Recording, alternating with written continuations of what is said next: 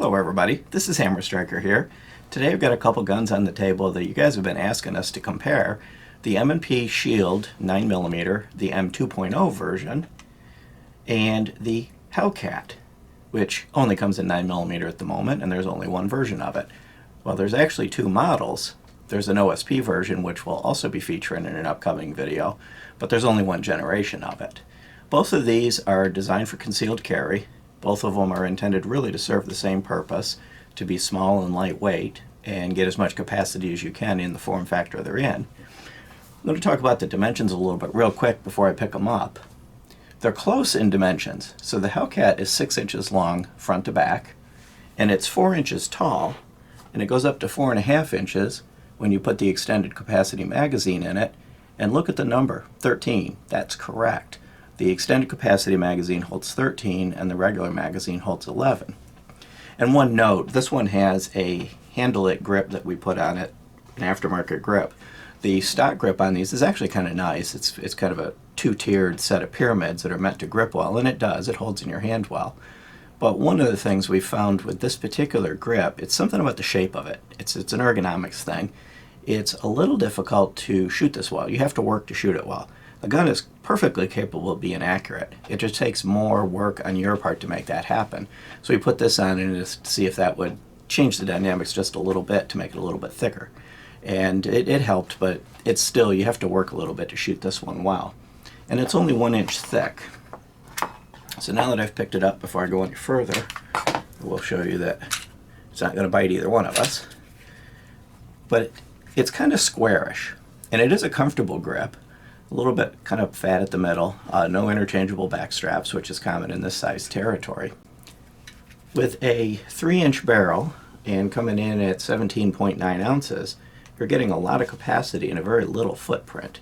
And it does fit comfortably in the hands, but the squarish nature of it makes it just a little more difficult to get a proper grip the way you'd want to kind of stay on target well. So let's pick up the Smith & Wesson, which is also unloaded. The Smith & Wesson is very dimensionally similar. It's 6.1 inches long instead of 6 inch, so kind of an insignificant difference. It's 4.5 inches tall, and that's with the lowest capacity, or the, if I pick up the correct magazine, that's with the flush mag. When you put the extended capacity mag in, then you puff out to kind of about 4.2, 4.25 inches. So it's definitely a longer grip. And of course we all know that the grip is one of the hardest parts of a gun to hide when you're trying to conceal carry, so a shorter grip matters. From a capacity standpoint, it does take a hit there. So it comes with 2 magazines that are available, an 8-round and a 7-round. So you get 7 versus 11 and 8 versus 13. Noticeable difference in capacity for that. The grip is well patterned. It's kind of roundish. It's only 0.99 inches thick, so it's 0.01 inches thinner, which the thickness also matters with concealed carry, but that small of a difference probably won't make a huge difference. I would say the grip would make more of a difference. But what I did find is it's easy to grip this comfortably just right to shoot it well. So there's a combination of the difference in the sights. The Smith & Wesson has your classic 3-dot. Kind of well arranged, and the Hellcat has actually quite nice sights. It's a front fiber optic with a ring, and it's got tritium. It's not actually fiber optic, it's tritium with a bright ring and a U-dot. They're actually really nice sights. What I did find though is in adverse conditions, poor range lighting, your eyes acting up from smoke, this one tends to fuzz out a little bit. Even though it's bright, something about it just makes it a little more difficult to kind of lock on it when you're under adverse conditions. These 3-dot sights, you pretty much find them everywhere, regardless of the conditions. So overall, I did find the Shield a little bit easier to group well with less effort. Now the difference from a standpoint in a defensive encounter wouldn't have been significant. Both groups were good enough from a defensive perspective, but when you're shooting bullseye and you're trying to put them all inside that bullseye, it's a little easier to do it with the M&P than with the Hellcat. On the flip side of it, you've got at least 50% more capacity in the Hellcat, so you got a few more chances to get one where it matters. The triggers on these are very similar. The Hellcat has the split trigger like a Glock, XDM, and like many of the others. And you'll notice it's mostly a flat trigger. It's got a little hook at the end, and it's got an over travel stop. Minimal take up. Then you're right on a wall. It's real crisp and nice wall, right around the 5-pound territory. And it's got a long-ish reset. It's almost all the way back out to, pre-take up. Do that again. Then a little bit of a bounce and you're back on the wall. I will say that the trigger is nice on this and did not cause any issues shooting it well. So do the trigger again. Overall, nice trigger. Now let's go to the Smith & Wesson. This has the hinge trigger, and I know these have gotten some hating, but they really don't cause a problem at all. It blends in. I've never been pinched by the hinge. As soon as you touch the trigger, the hinge folds back into the disengaged position. You'll see a little arm. That's part of the drop safety mechanism. Both guns use the trigger component as part of their drop safety.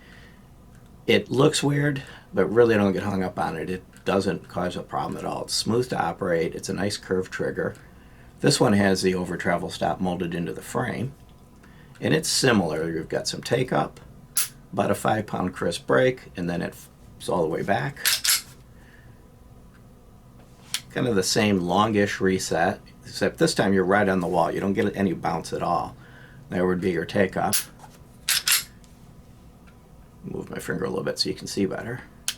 There's the reset, and then right on the wall and break. From a trigger perspective, I can't say one trigger is better or worse than the other. The M2.0 series with the M&Ps, they really went a long way towards upgrading the triggers. And I do know from comments on previous videos that they've did some evolutionary changes from the original first version.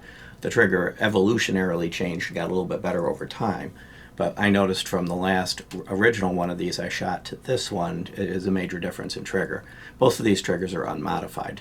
Now earlier in the video I neglected to mention the M&P is 18.3 ounces versus the 17.9 on the Hellcat. I also had mentioned that the M&P is a little bit longer in both dimensions. Well, the M&P has a 3.1 inch barrel instead of a 3 inch barrel.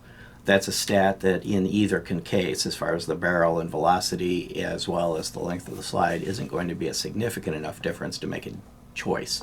You can see the difference in the grip, and if I put the right flush magazine in each of the guns, you can see the difference.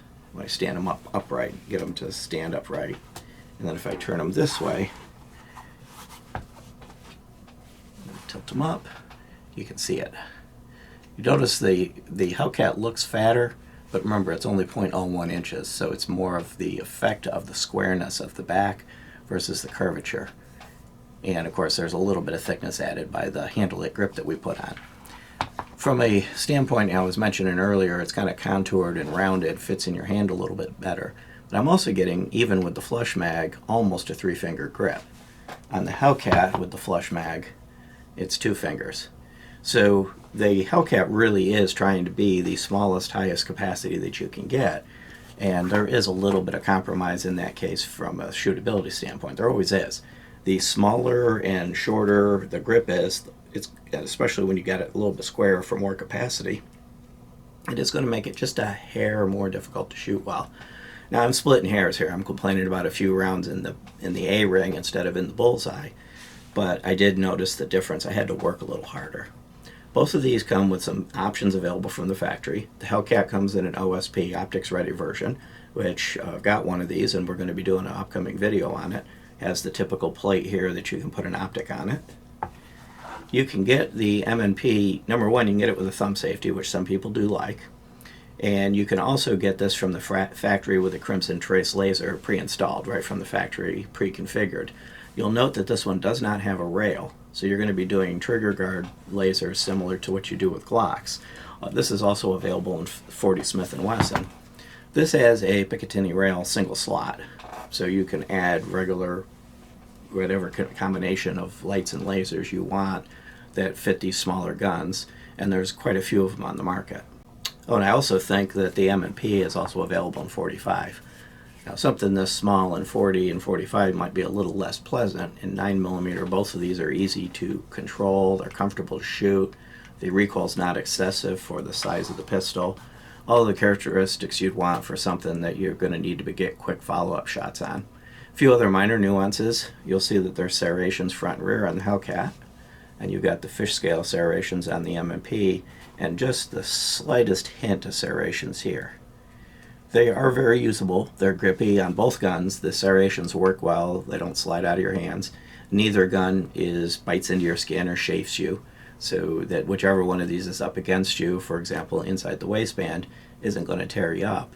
But when it comes time to grab a hold of the slide and do something with either one of these, you're not going to have a problem doing it, whichever end of the slide you want to grab it from. Controls are minimalist. You've got the mag release on both guns right here. Slide stop, slide release. Of course, you can get a thumb safety on the M&P. There's not one available on the Hellcat. The Hellcat's very similar to the XDM and the Glock mechanism, so it's designed to not use an external safety. The Shield has all of the same safeties, so it's every bit as safe without a thumb safety, but the M&P series has always offered a thumb safety, so the fire control group is designed to support that option. A couple other quick notes before we wrap up. They both have dovetail sights. So if for whatever reason you don't like the factory sights, front or rear on either one of these, you can swap them out. Both of them have a peephole for loaded chamber. Price is one of the places where they're a little different. The M&P Shield can be had for around $350 street price. MSRP is a little higher, but it seems to be going around $350. The Hellcat right now is still holding close to $500. One of the things you're getting for that extra $150, of course, is capacity. A noticeable amount of increased capacity. But it all depends on what it is you're wanting to do and how much you're willing to pay for some extra capacity. Both of them are nice guns. I don't care which one you pick. It's going to serve you well. I think that I could, if I spent some time with the Hellcat, perfected my grip, shoot this as well as easily as the M&P. I just have to work at it a little bit more. This just seems to come a little more natural, and I think it's because of the shape of the grip and the way it fits. So the Shield is just naturally easier for me to shoot well. Both of them have polished feed ramps. We're going to put links to full reviews we've done on both of these guns in the description, so if you want to see more of the internal details of either one of these, you can go look at those reviews. But they're both very well constructed, as is typical of both these brands, and both should hold up well and serve you well. If you like our videos, please give us a thumbs up, share, subscribe, click that bell up there to get notified if you do. Check us out on Facebook, Patreon, Gunstreamer, Twitter, Instagram. We're kind of everywhere. Have a great day. Thank you.